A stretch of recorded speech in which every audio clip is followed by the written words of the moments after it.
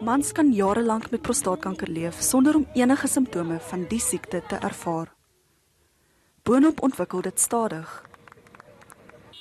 Dit is die tweede jaar wat die Prostate Cancer Awareness Truck Convoy plaasgevind het, om bewusmaking te kweek en mans aan te moedig om homself te laat toets. Verskeie kompetisies is deur die dag aangebied. En die fondse van die geleentheid gaan aan die organisasie More Bulls Than Most.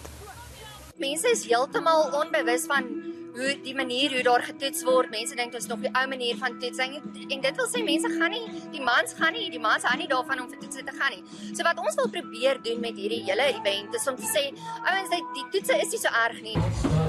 Dit verg 'n eenvoudige bloedtoets om te sien of daar enige abnormaliteite is. Dit is so maklik dit is. Jy letterlik doen 'n vingerpriktoets. Hulle kyk dan ook verder of jou prostaatlevel in jou bloed hoog is. Indien dit wel hoog is, kry jy 'n verwysingsbrief om dan na 'n dokter toe te kan gaan. So jy hoef nie bang te wees vir enige ander weertoetse nie, is letterlik net 'n vingerpriktoets. Mans word aangeraai om hulself jaarliks te laat toets. Indien prostaatkanker vroeg genoeg opgespoor word, is die prognose redelik positief. Kanker is nie 'n doodvonnis nie. Jy kan gehelp word indien dit vroegtydig opgetel word. Mense, dit is nie net 'n white wings disease nie. Kanker kies jou. Jy kies nie vir kanker nie.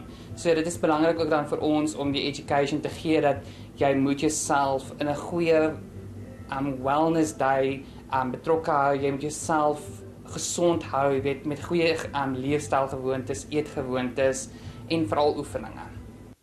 Eugenie Griegen vir Nuusdag in Johannesburg.